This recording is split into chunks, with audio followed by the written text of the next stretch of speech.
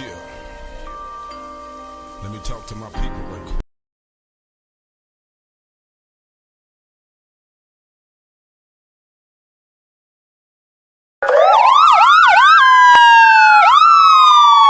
You've just stepped into the undercurrent, where silence speaks, and the dead have stories, where trials twist, lies tangle, and justice waits in the dark. This is 12 Gauge, and not just reporting relentless pursuit.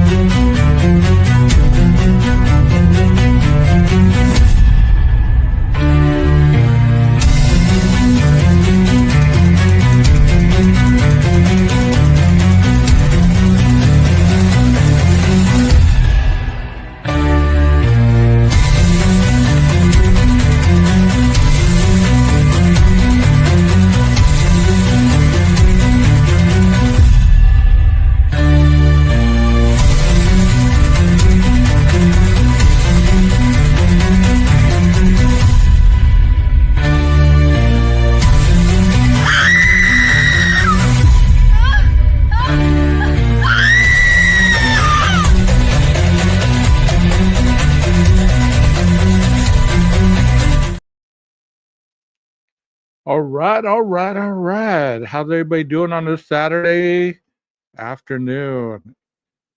It is September 20th, 2025. You know, I saw a meme the other day on Facebook. It cracked me up. It said, "Hey, everybody, September doing 90 and a 45." That's what it feels like for real. It feels like September has been doing 90 and a 45 for real, no doubt. Hey, Rondi. Hey, Jeff. How's y'all doing? You know, I haven't really been live in a while. I mean, I've been live, but it hasn't been like the live that I'm kind of used to.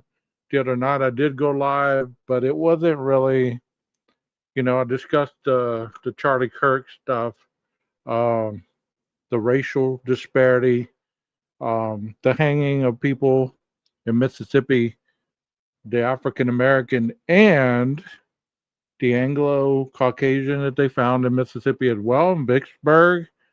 So, today I thought I'd give y'all a midday live because I really don't have a lot going on at the moment. I was running errands earlier, got things out of the way, got the fresh cut. You got to do that weekly, man. You can't be letting it grow. Got to do that weekly. To anybody who watches this on replay, I hope that everybody enjoys the live stream. I want to tell you guys that before I continue on. Um,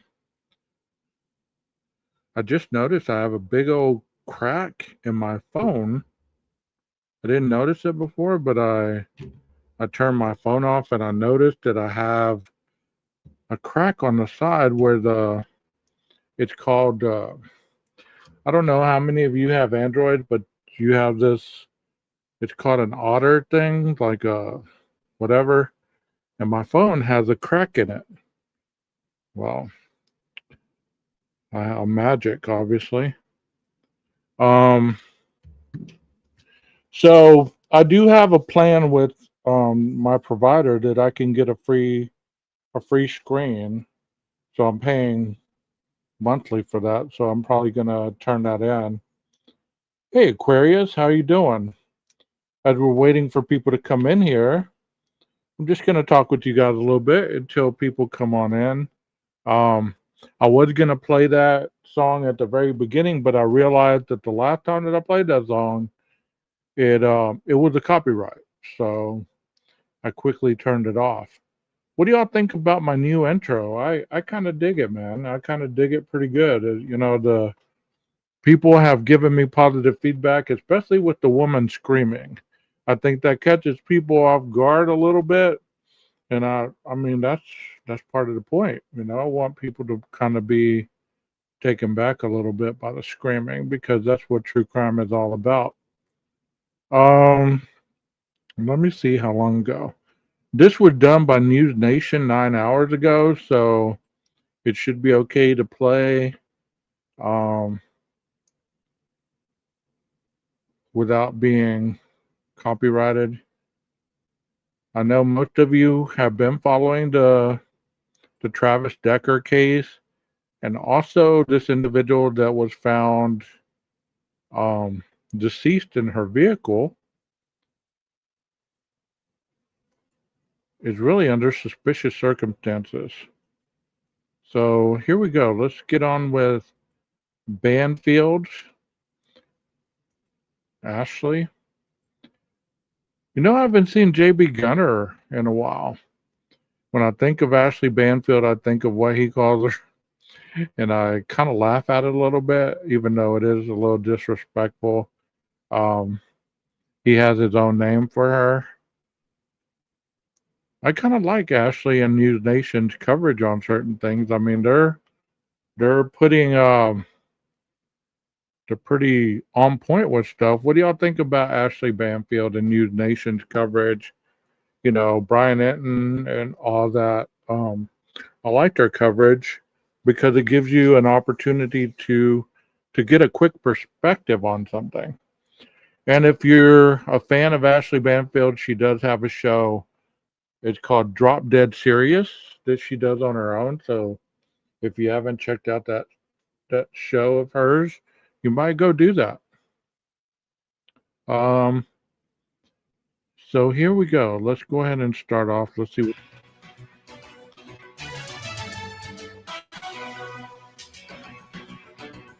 Welcome to Banfield. I'm Laura Ingle in.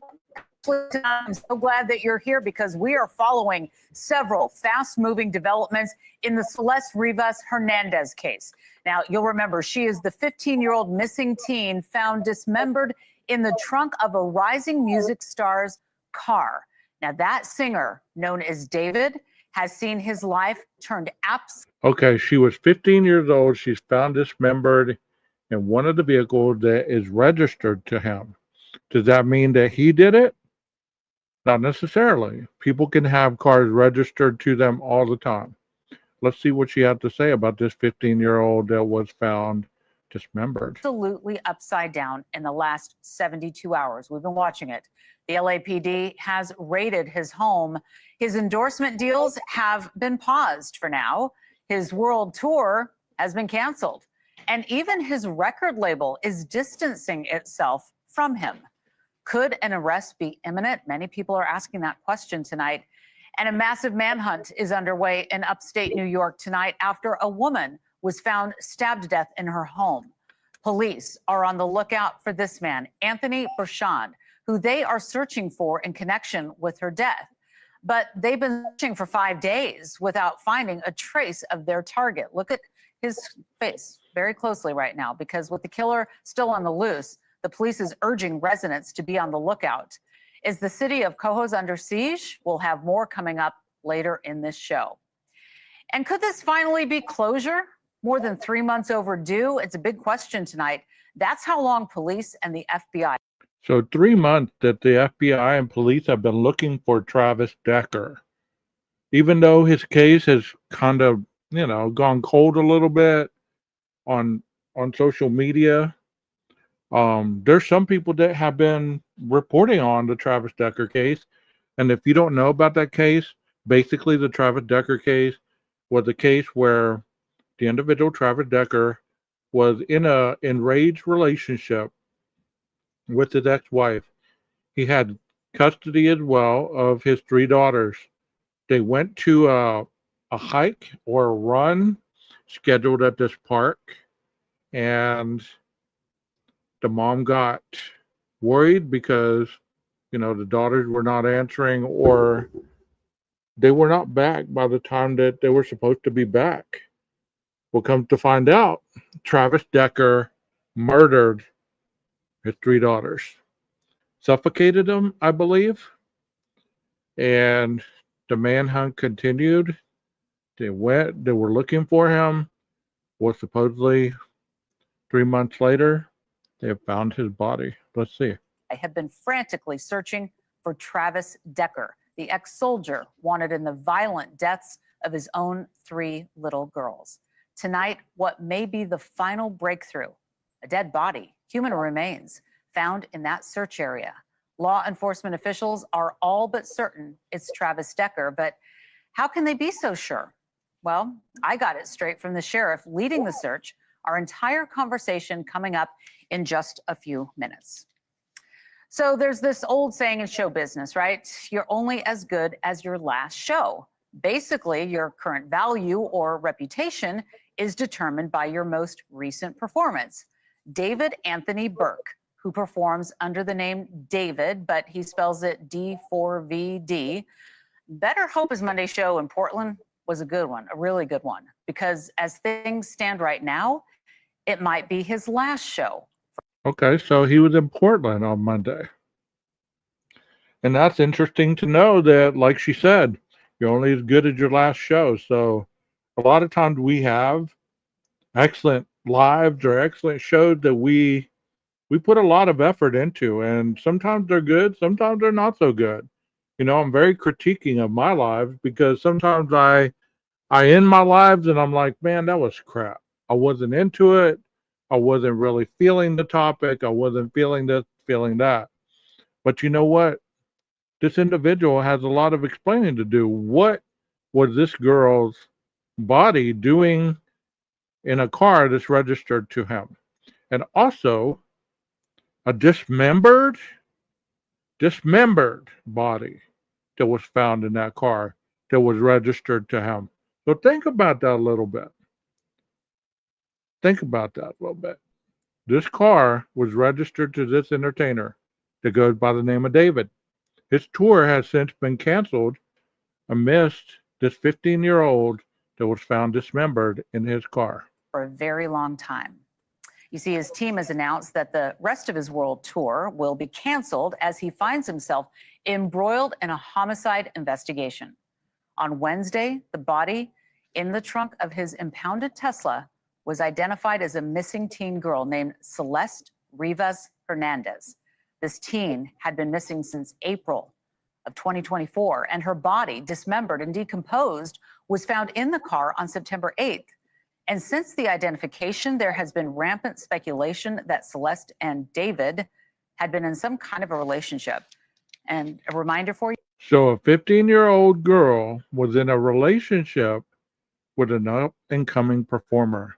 He looks older than 15 to me, if I could be wrong. But was this trafficking going on?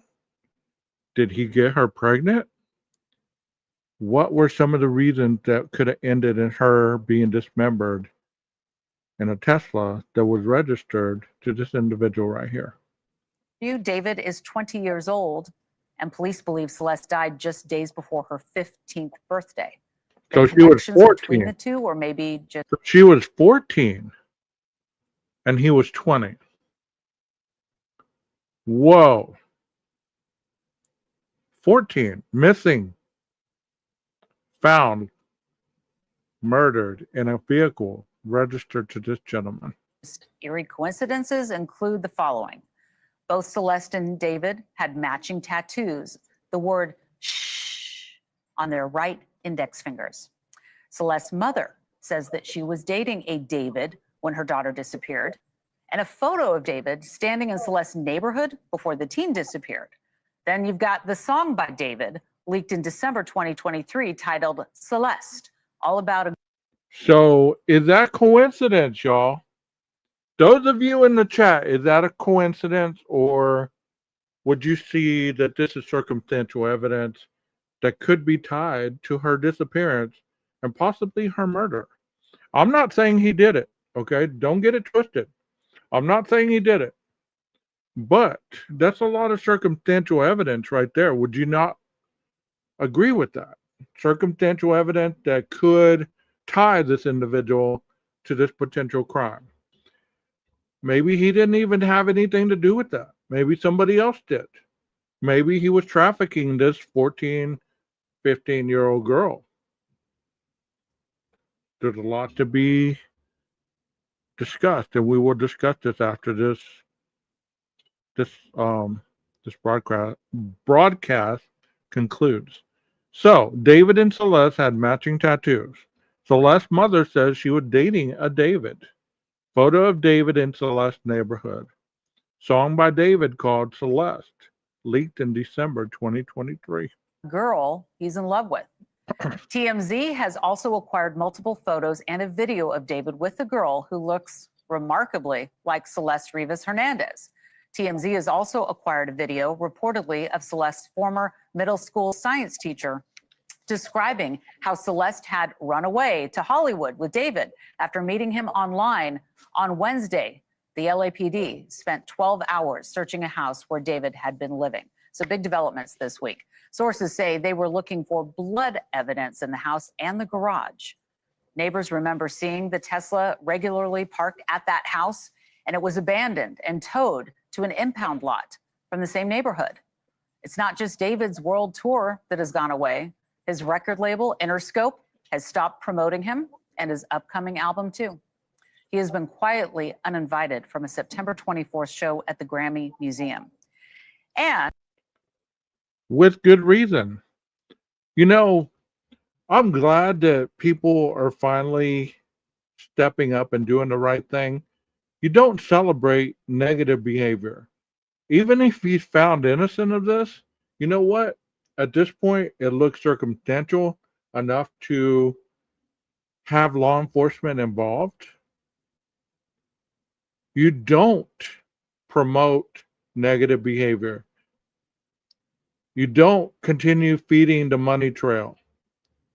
This is a lot of circumstantial stuff. They had matching tattoos. Could that be circumstantial? If you're infatuated with an artist, of course you get a matching tattoo.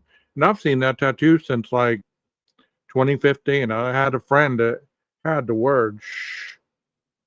And she used to do this and it'd say SHH ... So it's nothing new in 2025. Is it new with this guy? Of course. But I've seen that tattoo way before this guy.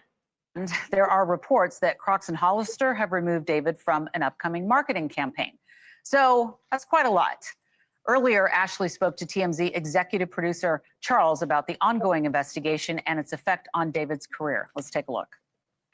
I've seen reporting that Crocs and Hollister have dropped him from a new campaign. Are you hearing the same thing?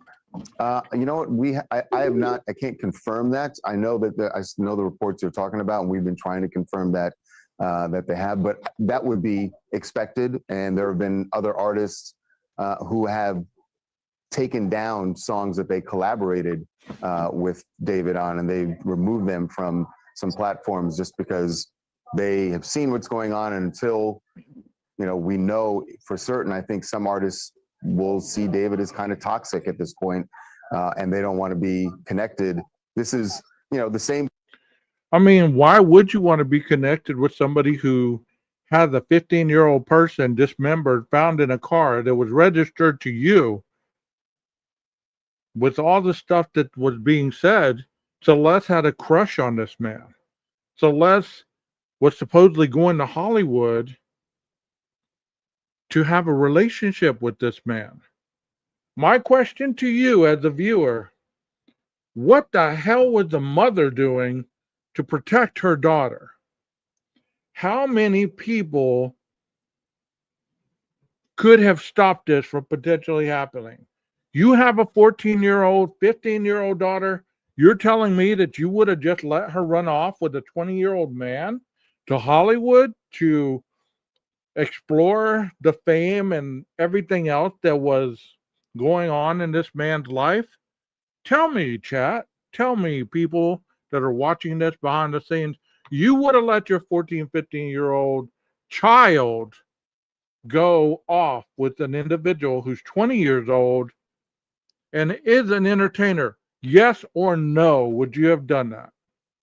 Let me know what you think. Thing we saw, and it's clearly not the same crime. And again, we should stress David has not at this point been named a suspect or person of interest. But we saw this happen with Diddy, right? When as soon as the raids happened, and that was before he was even charged, there were people who backed off and didn't want to be associated, didn't want to answer any questions about him. that's what happens in showbiz when you suddenly are the focus of things like this. All those people who are your friends go It's- running for the hills. It's not good for business. It's not good for branding. One last question. People in the No, having a dead 14-year-old found in your Tesla is not good for business. Not good for business at all. You are completely right. And these people are justified to be distancing themselves from the entertainer. And they should do it with professional athletes. They should do it with all people across the spectrum. It's innocent, presumed innocent until found guilty. I get that. But you know, at the same time, how are you going to continue to promote this man in a positive light if he has such negativity, especially if he has fans that are 14, 15 years old? How can you justify continuing to surround yourself with an individual who had 14, who just turned 15-year-old girl found dismembered in a vehicle of his? neighborhood, what's the canvassing of this neighborhood been like by police, by reporters, video, ring cam? These are the kinds of things that really can often help solve crimes. Yeah, we have spoken to several neighbors ourselves, and they say that yes, police have been there. They've gone door to door. They've been asking for any videos. We've been asking for those videos also, and to this point, we have not found anyone who had video that would have helped anything in the case. But people in that neighborhood were aware of this house, and not in a good way. We've heard a lot of people say that there were a lot of noise complaints. In fact, this is really strange. Is the latest one was last weekend. Now, clearly, David was not there in the house, but somebody was playing loud music, and there was a complaint about noise this past weekend. And we're told that. And let's get it straight. I am not saying that David did this crime. I'm not saying that at all. Where it looks bad is the child was found in a vehicle registered to this man. This man who had a child murdered in his vehicle. How could he not have known about this? Tell me, do you believe that he could have known? Or do you believe that he was so caught up in his fame that he was oblivious? Well, he knows now. Hey, Heather, good afternoon. There were a lot of parties in the past, and people in the neighborhood basically thought of it as sort of the problem house, that there were, always young people. In a way, it does sound like sort of the way the complaints come around is like sort of older people in the neighborhood complaining about the young kids who are in this beautiful home, but having clearly in that home and having a good time and doing it with loud music frequently. So they were not, let's say, not well liked on the block. Well, let me tell you, the police have pretty remarkable tools in their toolbox to figure out geolocating, alibi, all that kind of thing. So hopefully they'll be able to get to the bottom of this and find out who did this to this girl. I mean, she's a And that is the point right there. What Ashley just said. That is the point. Finding out who did this. Not assuming, not pointing blame automatically at this individual. I'm only talking about him because the car is registered to him. That is probable cause for them to investigate the man and everything he owns, especially that vehicle. To tow that vehicle away, dust it for prints, dust or DNA for blood, all the stuff that we know goes into an investigation. That is probable cause already. So I'm not saying the man did it. I'm saying the man has probable cause to look into his life because they have all these connections that don't look good. But just because it doesn't look good does not mean the man is guilty. I hope you're hearing this. I hope you are hearing this. Just because it doesn't look good does not automatically mean the man had anything to do with it. But is he accountable for his property? Yes, indeed he is. I don't know the laws in California, but here in Texas, possession is 9/10 of the law. Possession is 9/10 of the law. So you look at the California law and you tell me in the chat, Is that the same in California? If it is, then the man has culpability of any property that he owns where a crime could have taken place. And that's all I'm saying at this point. A girl. She was a kid. This is so sad for her family, for Celeste, and, you know, a cautionary tale for so many parents as well. Charles, I always love talking to you. Thank you so much for this. I love talking to you too, Ashley. And yeah, you're right. It's very clear we're going to get to the bottom of this sooner than later. Like they are closing in, and it is heartbreaking to see these images of Celeste now, knowing how she came to her end. Yes, Heather, they did have the same tattoo. It's a tattoo right here that said, shh. You know what I mean? So the man owns the vehicle, or at least leasing the vehicle. It's kind of like if you have a car, let me break it down to you with another kind of scenario, okay? You have a car. Your kid is riding around in that car. They get pulled over. There's drugs found in that car. There's weapons found in that car. But this kid is a minor. He is going to go into custody for these things. But who is ultimately culpable in these things? They run over a kid.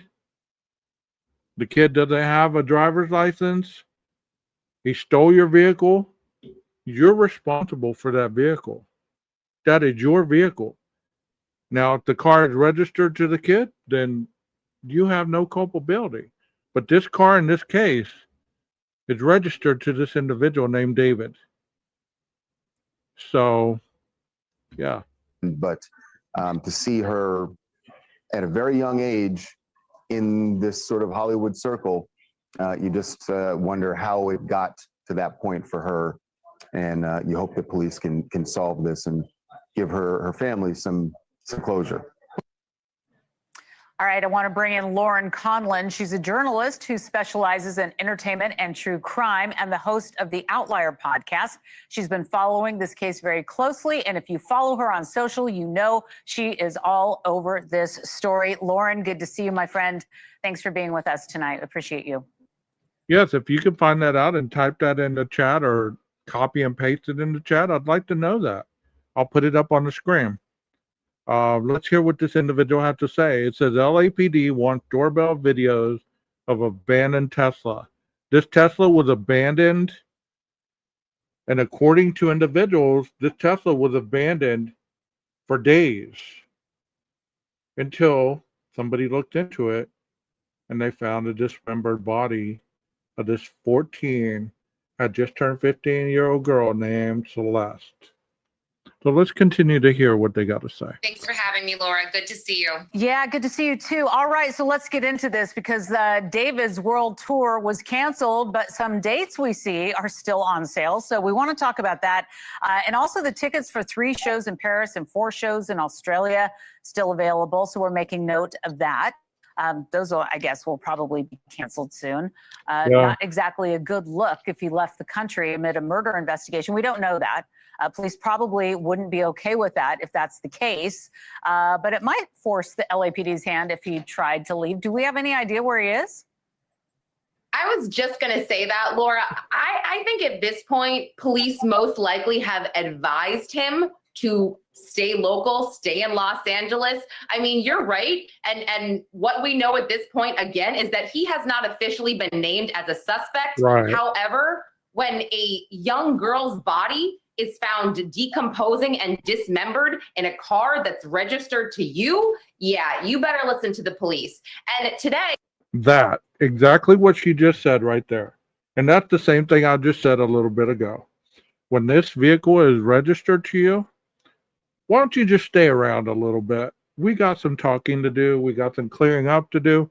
Like I've always said, most police in most places, they don't go looking for a suspect.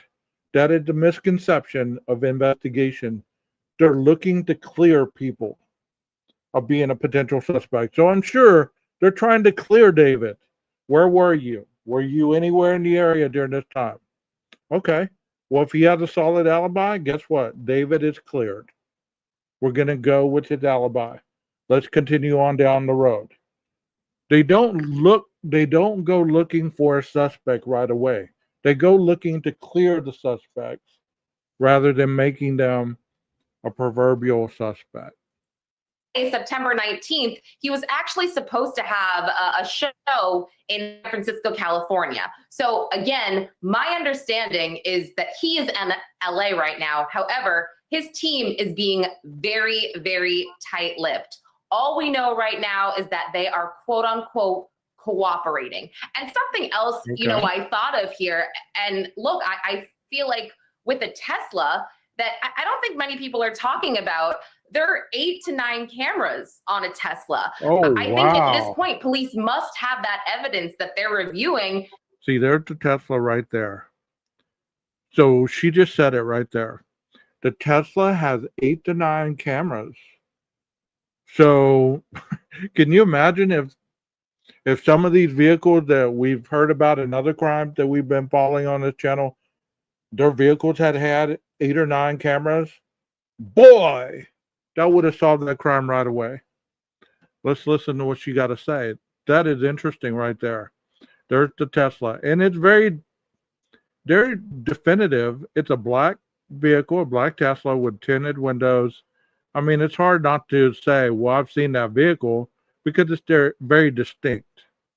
And we should know more and hopefully see an arrest within the next week.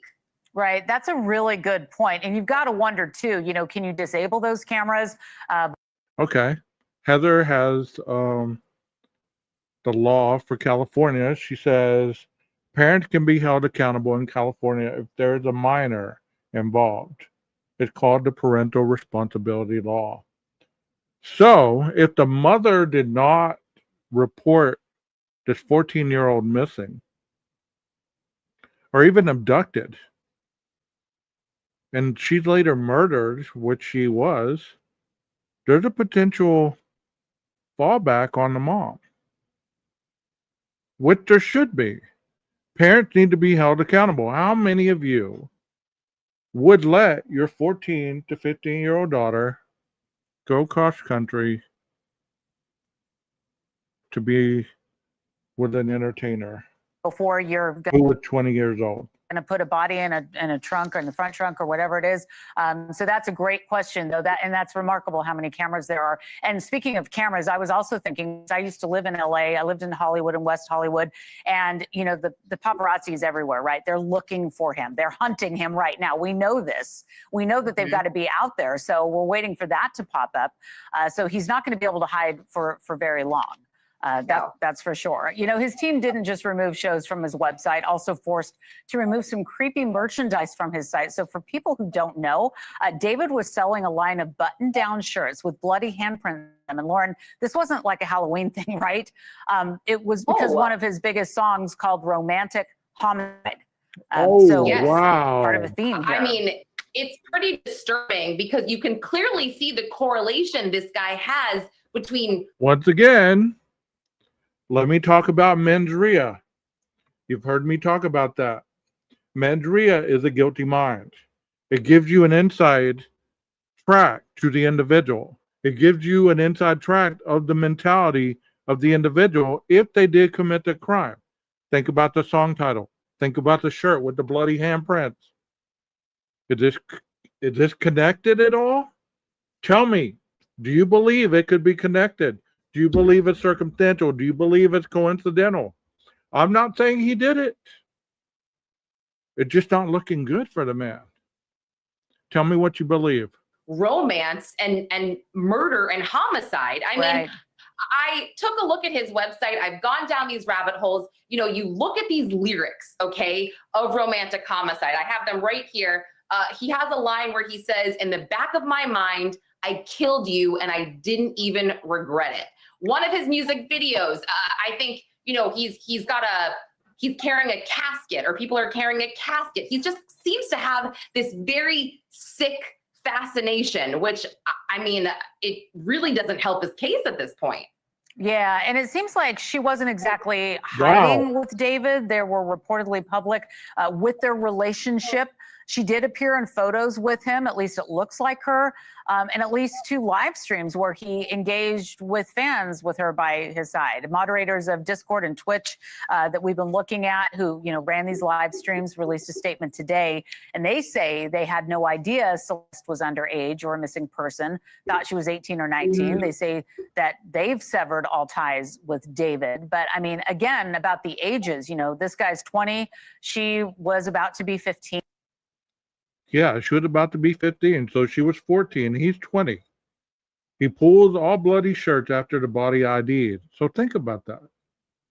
Not a good look, David. You better pull all the stuff that could be circumstantially a connection in people's minds to this murder. Because if you don't, you're going to be tried in public opinion, just like it happens every day. I'm not saying this individual is connected, but all this stuff doesn't look good. The song lyrics, the bloody shirts, all this stuff. Not a good look. He better do some damage control. Right? I mean, this is really wild how they hooked up in the first place, allegedly, and where it went from there. Yeah, I mean, actually, her 15th birthday was September 7th, which is a day before the body was found. And, something else here, the fact that the body was dismembered, and I feel horrible saying this because you've got this beautiful girl on the screen who really should still be here, but her body was dismembered, and it seemed to be the way they had described it, the medical examiner, very badly decomposed, which to me kind of indicated that it had been there for well over a month. And it was also supposedly in a plastic type of container. I mean, look, again, he's not a suspect, but the dismemberment of a body, does that sound like a first-time killer to you? I mean, that's shocking to me. I can't really get my head around it. And also, his tour started right around August 5th, I believe, is the first date of his tour. Neighbors said the Tesla had been abandoned since maybe around the 3rd or 4th. Okay, so the 3rd or the 4th, she turned 15 on the 7th. So the 3rd or the 4th, that would have been 3 days. So there would have been 3 days of decomposition of this body. Wow.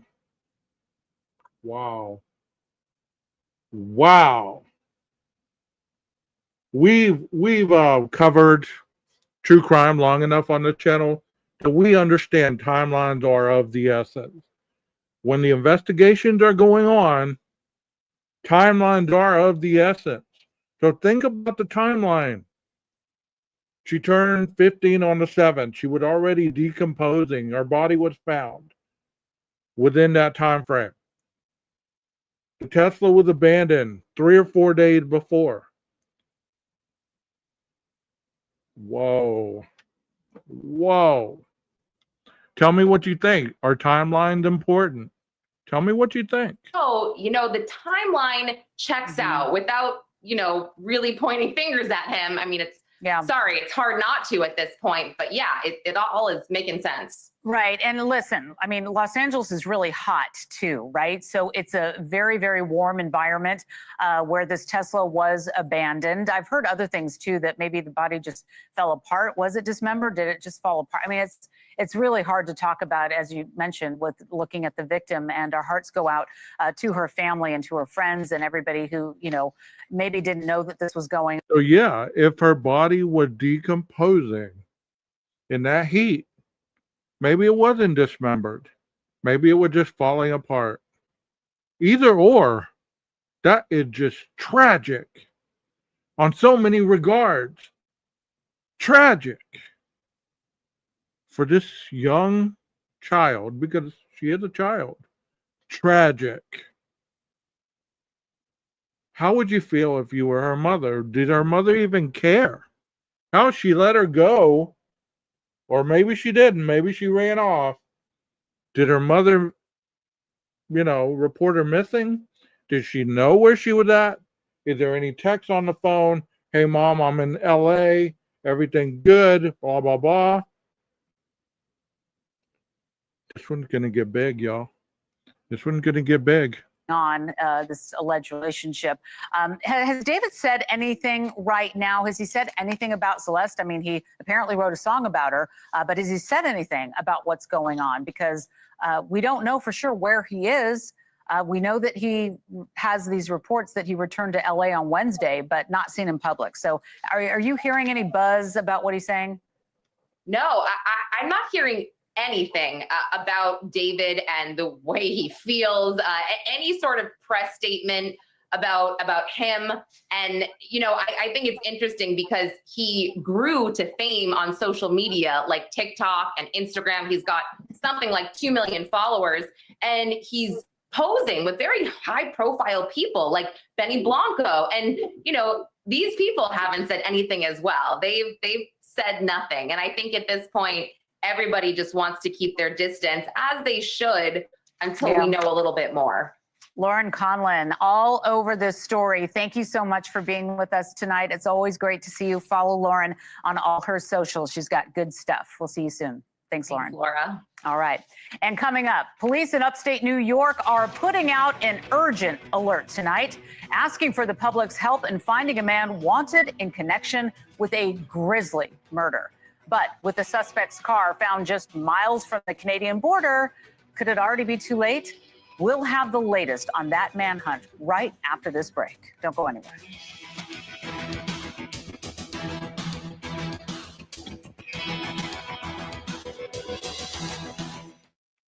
Holy smoke. Stab wounds, including some to her chest. And the cops are now trying to track Bichon down in connection with her murder. They've got questions. Authorities say that Rodriguez may have been killed as early as Saturday, leaving a potential killer plenty of time to make an escape. And it looks like that's exactly what happened. Because on Sunday, Bichon's pickup truck was found abandoned 150 miles north of Cohoes, just miles from the Canadian border. Thankfully, Cohoes police are not alone in their search, because they've got state police, border patrol, and even the forest rangers lending a hand now as investigators comb through the wild, wooded terrain. But that clock is ticking, and police are now asking for the public's help in tracking Bichon down. Man, these cases are about to heat up, man. They're about to heat up. These are some cases that are going to blow up. I guarantee it. If they don't, I mean, come on, man.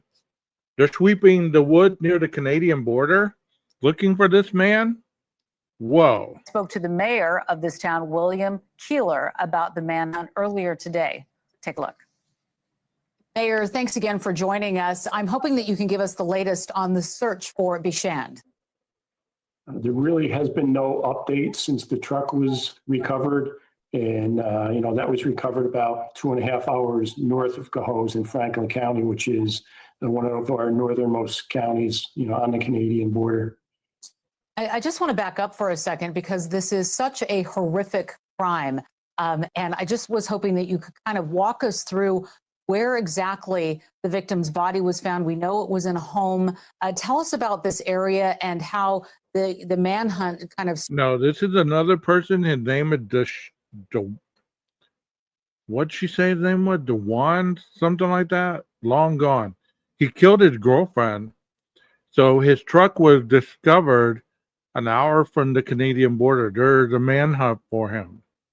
Spreads out from that location. What kind of location are we talking about? The area itself is pretty suburban. The ranch is or the house is a ranch. So, I mean, it's typical of the single family homes in that neighborhood. What happened is a friend was asked by the family to check on the welfare of the victim, and he found the victim, immediately called police. So when the police department arrived, they found the 41-year-old female victim deceased, obviously with multiple stab wounds. The PD estimated the death likely occurred the day prior. So he went on the run after he killed his girlfriend. Wow. Just a lot going on, man. A lot going on. And we knew that she had resided with a boyfriend who was gone, so he immediately became a person of interest. So can you tell us any background about this couple? Had there been complaints? Had there been phone calls to 911? Was he on your radar in any way? No, not at all. We knew that he was a landscape contractor, She had owned that house for 10 years. There had never been a police call for disturbance. There he is. His name is Bashand, on the run after body found Sunday. This is the Cohoes Police Department. So if you see this man, do the right thing. Report it, call it in, bring your tips on in, do the right thing. See something, say something. This man not dismember. What am I saying? That was the other case. This man killed his girlfriend. And now he's on the run. You see it, speak it. Snitching ain't dead. Do the right thing. Help this woman get justice that she needs and deserves. This piece of crap should not be on the run. He should already be behind bars because you just don't know how many people's paths he is crossing to potentially have other victims. Do the right thing. If you see him, you see it, say something. There.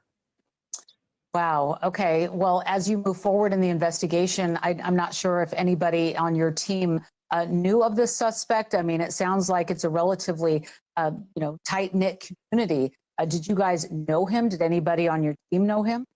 No contact with the police. None at all. All right. So what is going on moving forward as we get into the weekend? What will the search team look like? I mean, basically, they've set up aviation response with a helicopter. They've had drones up in the air. They immediately had a bloodhound search, and they've continued with canine searches of the area where the truck was located. It had apparently run out of gas. And it did run out of gas, supposedly. That's what he was saying. But think about this a little bit. A lot of times, it's almost like these individuals run off to get a moment of clarity in their mind, what they're going to do. You know, what they're going to do, what their next step. Because imagine killing your girlfriend or your boyfriend. And reality hits in. It hits you. Oh, damn, what did I just do? You're going to ride around until you figure out what to do. You're either going to do the right thing, turn yourselves in, or you're going to make the police come hunt you down and kill you. Suicide by cop. Or he could just be thinking, you know what? I'm going to go as far as I can go and then go off into the woods and off myself. You know, you just don't ever know. And that's what's so tragic, because a lot of these people could either take out other people on their way of their own demise, or they could just gradually fade off into existence. You know what I mean? That's what makes it so mind-boggling, because you don't know what their next steps are. You know what I mean? Here we go. Yes. So that tells us that he probably either didn't have a plan or it went awry. So we don't know if he was going to Canada or what was going on there. But New York. I could see where you got it confused, Texas. It does look like the same damn truck as Travis Decker's. I mean, this truck supposedly got this far, ran out of gas. Had a dent right here, like he was carrying heavy stuff right here on this side of the truck, whether it be pipes or anything. I mean, it could be in anything. Something could have fell, dented his tailgate. But yeah, I don't believe this guy has as much know-how as Travis. Travis was a ex-military, so he knew basically what he could and could not do. State police in that area continue to comb the area. Uniform force patrols and marked cars are blanketing the area. State police investigators in unmarked cars continue to check the area, conducting interviews, expanding the search. But, we're hoping that there is a sighting, because at that point, we could set up a decent perimeter and even conduct, grid searches where you have a line of sight of the other officers and just check the entire, that small. Okay, I didn't think of that, Texas. That's a good eye right there. Backed into a tree with the tailgate down. That makes sense. This individual is an investigator, and he's telling you exactly what to look for. Wooded area, but it looks like this guy had a 24-hour head start on us. So we don't know exactly where he is, if he's still in that area. I mean, we're talking about the Adirondack Mountains. It's a very rural area where 24-hour the head truck was start. abandoned. So he could be in the woods. There's a lot of seasonal camps up there. There is cell coverage. It's spotty up there, but where the truck was abandoned, there is cell phone coverage. So it's possible that Okay. he called for a ride.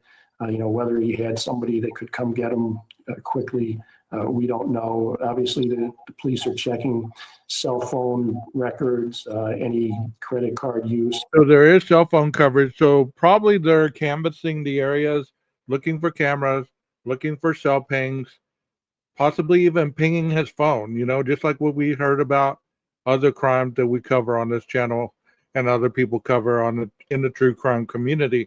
Think about that a little bit, though.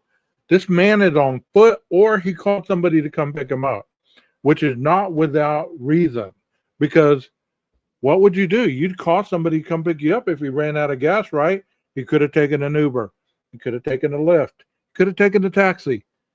Any kind of means to get out quickly. He had a 24-hour head start, so that was a full day. So they're on the lookout for this individual. His name is Vashond. Different name, so not easy to forget that name if he ever introduces himself. So, the full court press is on. I mean, that's terrifying to think about him going into an area where people are camping. I mean, we have here in New York, as you well know, some rather warm temperatures. So people are out. This is not like we are getting into cold weather already. We've got people kind of extending their summer, going out. It's the weekend, and we've got somebody who is very dangerous. Do we know if the murder weapon was recovered? Is he armed? Yeah, I can't say about the weapon, but I know that the state police up in that area are checking with owners of the seasonal camp. And like I said, they've got a full court press. They continue to blanket that area. And let's talk about the victim for a moment. Tell us if you've spoken to her family, obviously distraught, trying to make sense of what has just happened, going from, just a normal day to having somebody go and check on her and finding her in this way. Tell me about the family and who found her. I mean, people are just losing their shit. Like, to murder your girlfriend and then go on the run, that is a spontaneous act. Spree killer, as we've learned, right? This is a spree killer. Killed in the moment, and then went on the run. Now, if he has a cooling off period and he killed somebody else, and it's tied to him, 4 or more, then he becomes a serial killer status, right? That's what we've learned as far as investigative techniques regarding killers. So at this point, it's a spree killing. Unless we learn otherwise that he had planned it, then it was premeditated. So think of these words whenever you listen to true crime and what they're actually talking about. What you can share. It was the mom that had reached out to her friend asking that he check the residence to make sure she was okay. So, the mom was worried early on. Police have had conversations with the mother. Obviously she's not in great shape as you would expect. They continue to interview folks, neighbors at the scene down here, business owners, seasonal camp residences up north.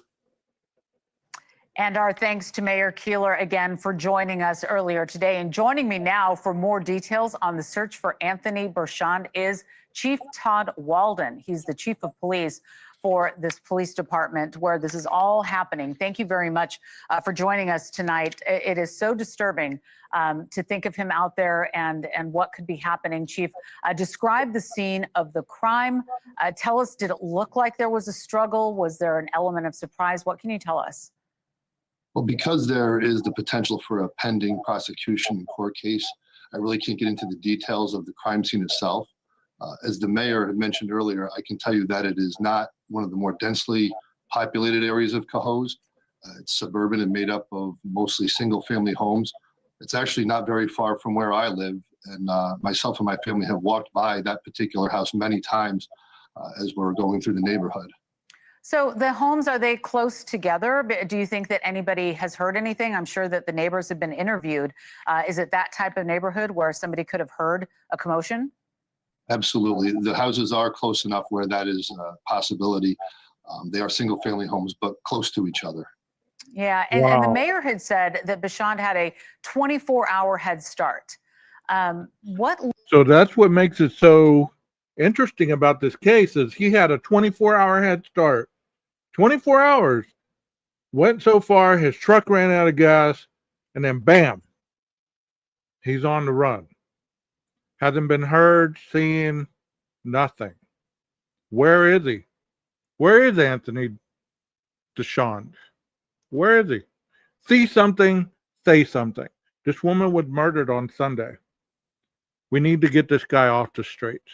We need to find out where he's at, get him off the street before he kills somebody else. Leads you to believe this? Is it when the vehicle was found? Are there cameras? Is there surveillance that tells us some kind of a timeline? Kind of all of the above that you mentioned.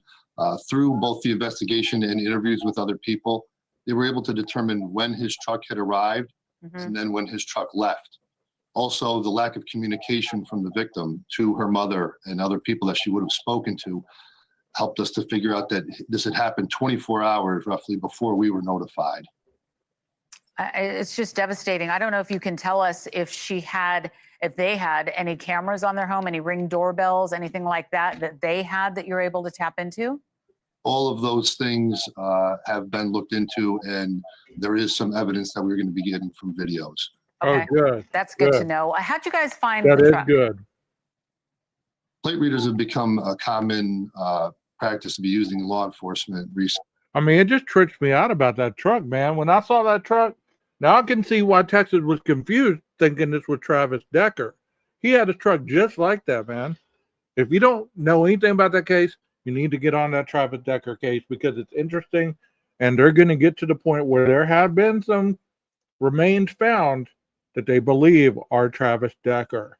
You know what I mean? So if there's cameras in this neighborhood, they could have captured exactly whether he loaded up anything, whether he brought out suitcases, he brought out any kind of bedding or any kind of evidence that he took with him to dispose of.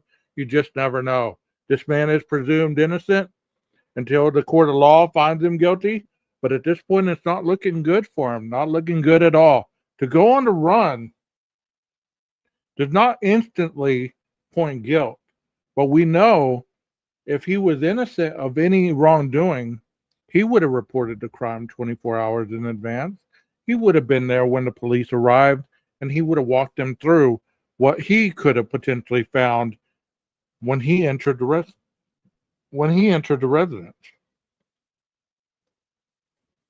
What do you think about that? Look at that damn truck.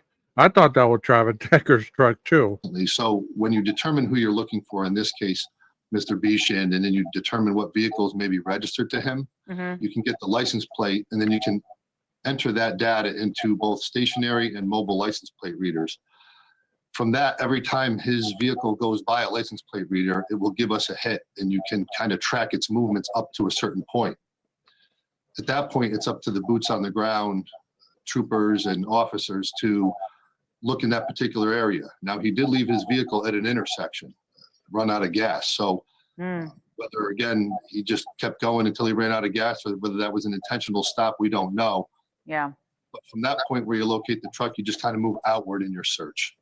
Sure. So you've got that circle, that kind of target, but I hear that he was found that the truck was not far from the Canadian border. Do you think that he may have fled the country? Is there any word from Border Patrol up there that he was spotted? We didn't get any word from them, but we certainly gave word to them when it was determined where his truck was located. One of the first contacts we made was with U.S. Customs and Border Patrol to alert them to the fact he may be trying to do that.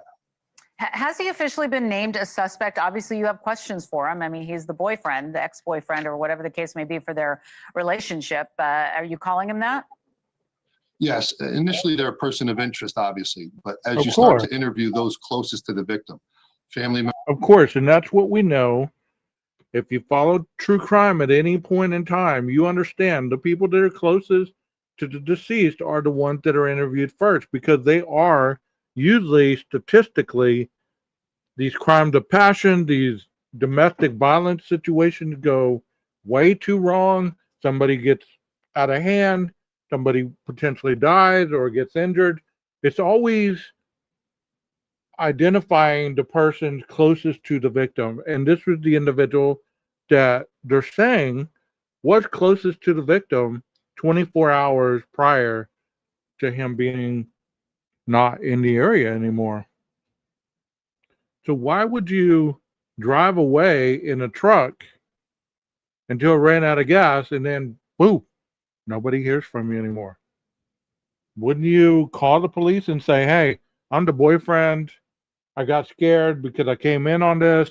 I didn't want to look guilty, but I got scared. I panicked. I took off in the truck. It ran out of gas. This is where I'm at. I'll come in and talk to you guys. None of that has happened. He is presumed innocent until he's found guilty in the court of law. I'm not putting him as the perpetrator, but it does not look good for this man. It does not look good for him. It does not look good for David.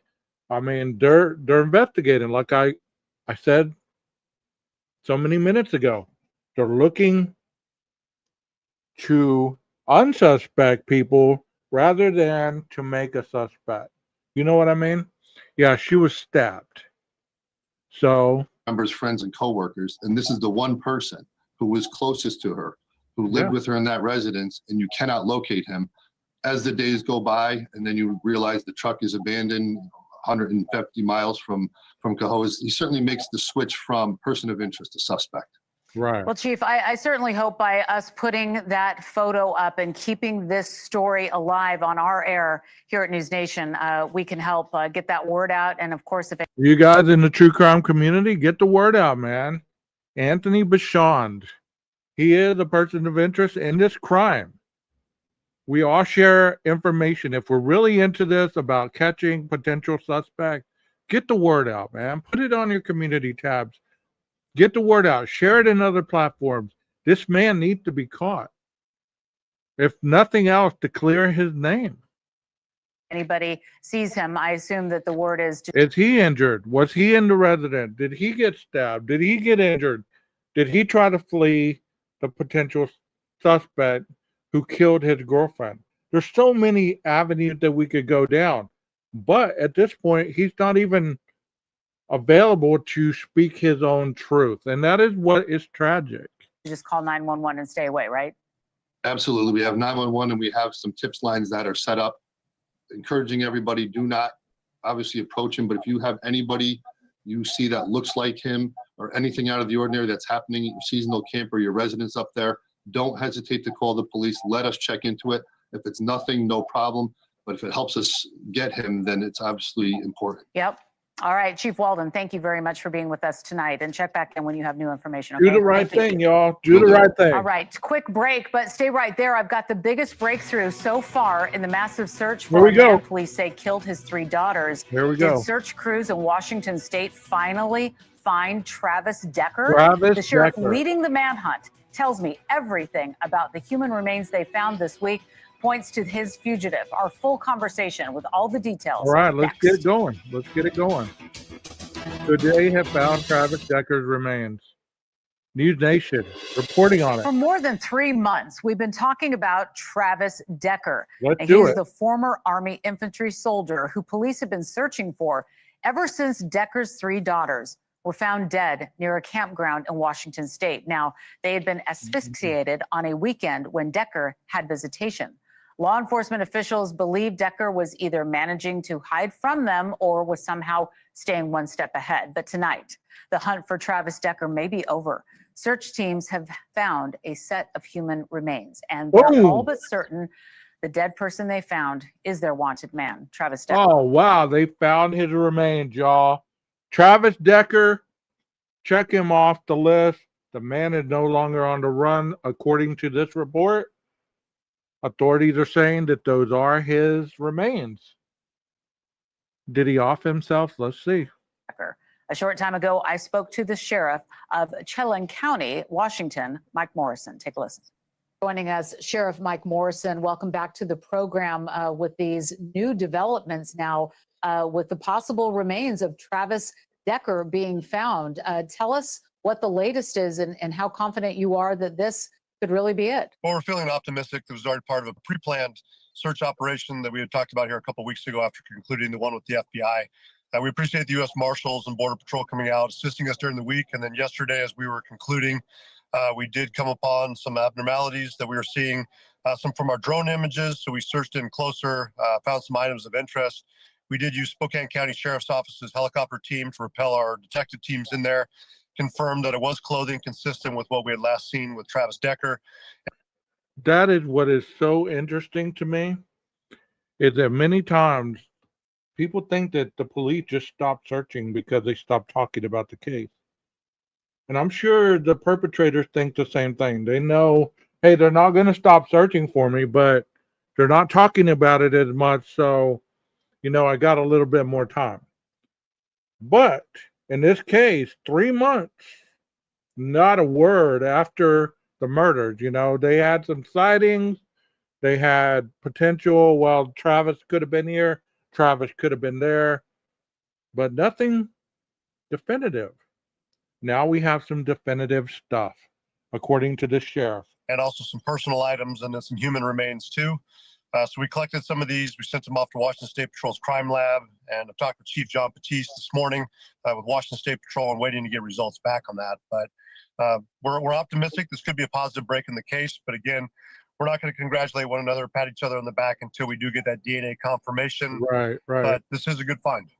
Yeah, I was going to ask you, how long could that confirmation take to be made? How long will we have to wait? Because I understand that there were other remains that were found before, turned out to be animal bones, right? But it sounds like you've got, some clothing and that personal effect. How long is it going to take before we know?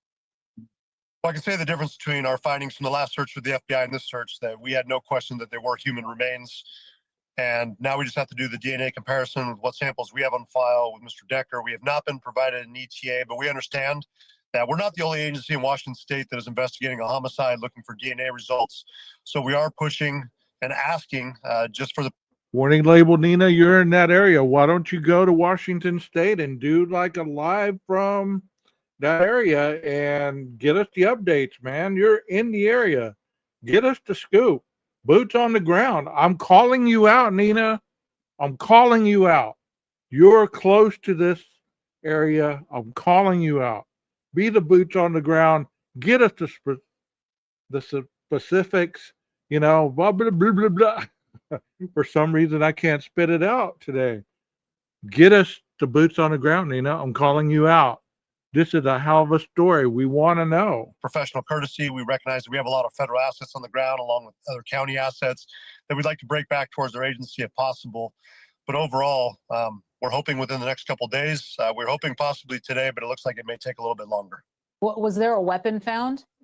No. So far, we've continued to process the scene with the Washington State Patrol's crime response team. Our detectives are still on the ground. I know that we did locate 2 feet that were still intact, and we'll be sending them off to the lab for testing as well. Wow. Again, we did discuss that parts of these remains have been spread around, which is consistent with having been exposed to the wilderness and animals getting into it. There's a science behind that as well. And so we'll continue to process the scene, collect as many pieces of the body as we can, and get them off to the lab. Unfortunately, we have seen that before when we've heard about remains being found and bones being scattered. And it's just devastating to think about. And that is some of the realities of these bones being found in the elements. I know people think that, if a body gets disposed of in the elements, that body's going to be intact when they find it. Most often than not, it's not. The animals come and take it away. Coyotes, bear, you name it. It could be any kind of animal coming and dragging those bones off or whatever, disposing of the meat on the bones, whatever they do. And oftentimes you find bits and pieces of the person far away from the original dump site or the site where they were killed. You know what I mean? Yeah, I'm calling you out, Nina. Go to Washington State and get the scoop on this, man. When we're talking about a missing loved one, and now we're talking about a fugitive. But still, many people, when this happened, were so angry, were so hurt, were so devastated. Many people, you talk about finding somebody dead or alive, a suspect that could take the lives of his own 3 small daughters. Many Right. people wanted him dead, and I assume that law enforcement wanted to bring him in alive to get some questions answered and to serve some justice. Absolutely. We've been consistent in our messaging from day one. We told them we meet him no harm. We don't want anything bad to happen to him. We've encouraged others that have been out there threatening him that we would take care of the job. We were consistent with our message as well, that we weren't going to give up. We haven't given up. We're still very much in the fight. It's very challenging terrain to search overall. And what we're hoping to do is that if we had found him alive, we'd love to have had him in court explaining what happened, because it was the allegations made against him, but the evidence certainly points towards him being our suspect.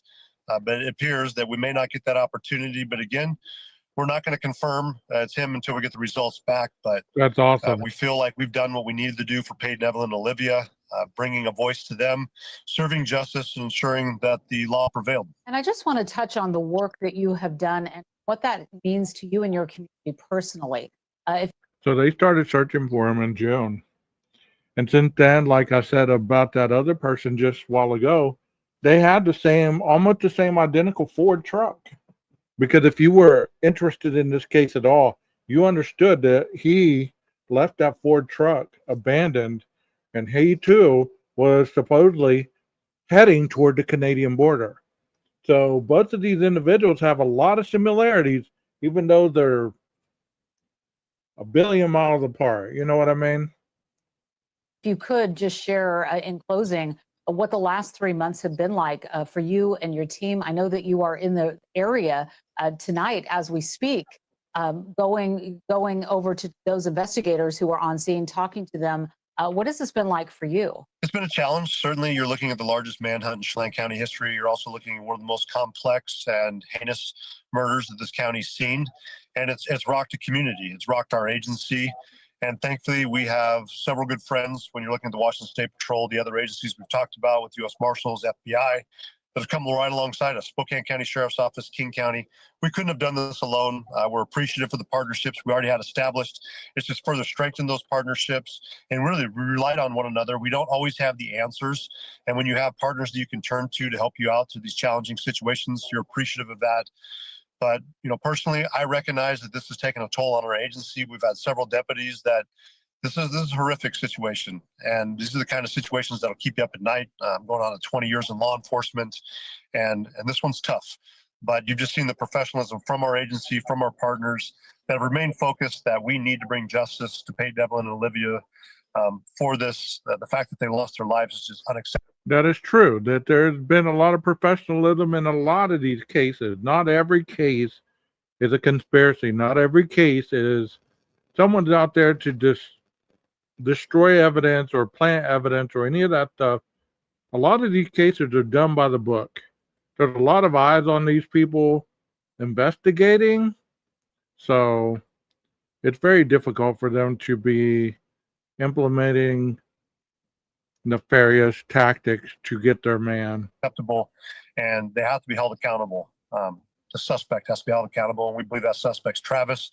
And if we get confirmation, we feel like we've done our job. And the investigation continues, but it really has been a group effort. I appreciate our investigative unit. They've been pushing at this since day one, haven't given up, and have really taken this as a personal challenge and a call to arms.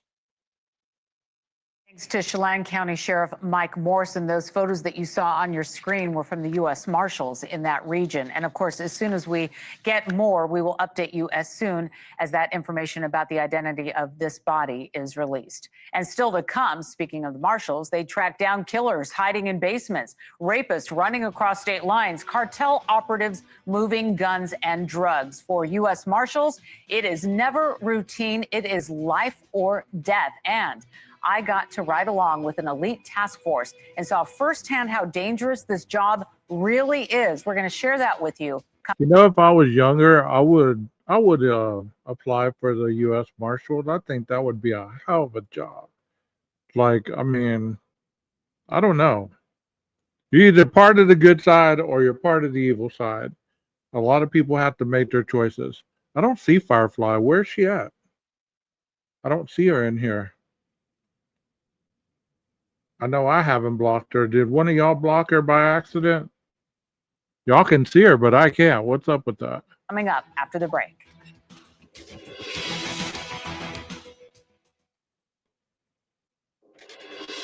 60 fugitives accused of murder, rape, child sexual abuse, and drug trafficking were hunted down, dragged off the streets across Massachusetts one by one, all in the last month.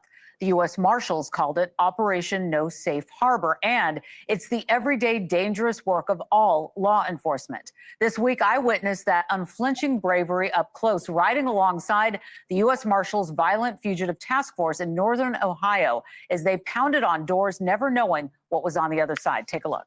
Right. Good morning. We're going after Darren Shine this morning. Every day before dawn, We've got warrants for domestic violence. the Northern Ohio Violent Fugitive Task Force meets up to tackle their mission, to track down the region's most violent and elusive fugitives. Get that window.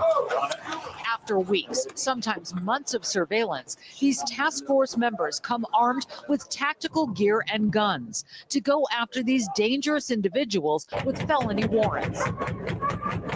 U.S. Marshals with a warrant! Come to the front door, your hands emptied over your head, do it now! On this day, the team is 20 deep, with at least half a dozen fugitives in their sights.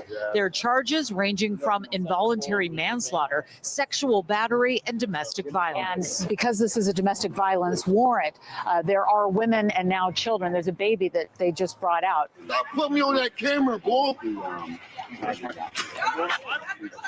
He just spit on the camera. Man, that nigga put me on that fucking camera, bro! The task force, made up of U.S. Marshals and local law enforcement, is faced with this kind of aggressive behavior on a daily basis. People don't want to go to jail. They don't, and they make bad decisions. These are the decisions that that they're making, either to fight or flee. But we try to take all that into account and be prepared for that. I'll be like it down.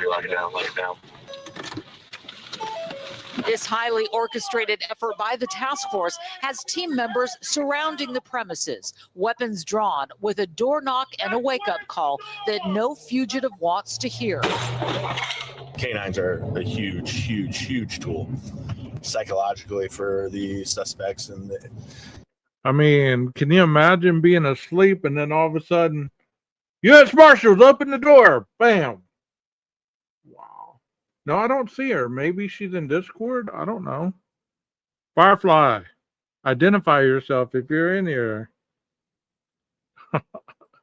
guys that we're going after, and then also just as a tool for us for searching and not putting us in harm's way. All of it designed to ensure the safety of not only the officers, but everyone within reach of the warrant being executed. Once that door opens, we don't know who's on the other side of that door. If the door opens and that guy's got a gun in his hand, I mean, we've got to protect ourselves and protect the public. Is that our next target? Yeah. So she stabbed a female a bunch of times and sicked her dog on the female. So she's had a warrant for a little while.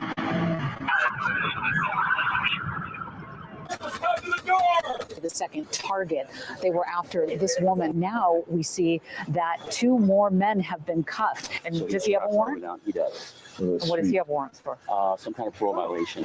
Tattoo guy was in the closet in the upper right bedroom. Sometimes when the marshals go in to go get a suspect, sometimes they'll find other people who might have a warrant for their arrest. There might be drugs or there might be guns inside of the house. And now we see other people taken into custody. Copy. So target went into apartment 87. And what are we doing right now? Why are we lined up like this? We're basically just getting a quick update from them.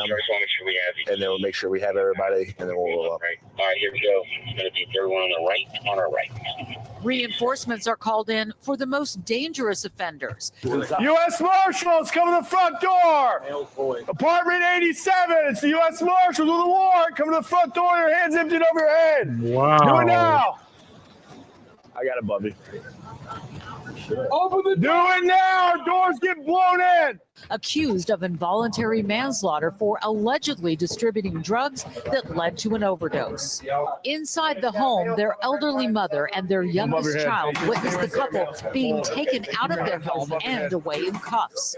A heartbreaking moment for everyone involved. So I have 5 kids myself, so usually I'll kind of take a step out as a team lead and kind of hold the kid or make sure the kids got what they need and console them and make it a good experience rather than a negative experience. Because if you have them come out and it's all negative, they just see guns yelling, and then that's all they know instead of us talking to them like a normal human being. At the end of the day, Northern Ohio's task force is just one piece of a much larger national operation, one that brought more than 74,000 fugitives into custody last year.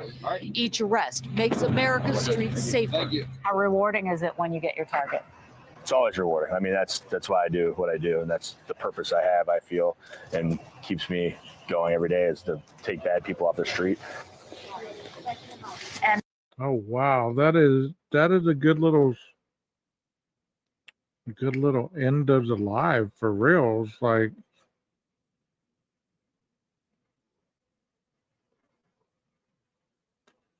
thank you so much, Nude Nation, for that. I know there's a lot of people that don't like your channel, but I'll probably continue to follow up on both of these cases, or not all 3, because they are significant in the true crime world today. So if you see other people talking about it, you understand why. Because these things are blowing up, and they're going to blow up. They need to shift gears and start talking about some of this other stuff, because you know what? A lot of the cases that continue to be talked about have already been solved in court. These individuals are already locked up. A lot of these people that we continue to give time and energy to, think of how much time and energy if you gave that man that's on the run that killed his girlfriend. He might have already been caught by now. Or Travis Decker, if there would have been a lot more coverage on that case, could that have handled, that situation differently? I hope the true crime community shifts gears where we can all work together and identify that we're in this together. If you don't feel that way, you don't feel that way. If you feel that your channel is unique to everybody else's and you don't need to be a part of other people and you have your selective group, well, that's you. I believe that we can all work together toward good if indeed we're not in competition with each other and we're trying to do it for the right cause.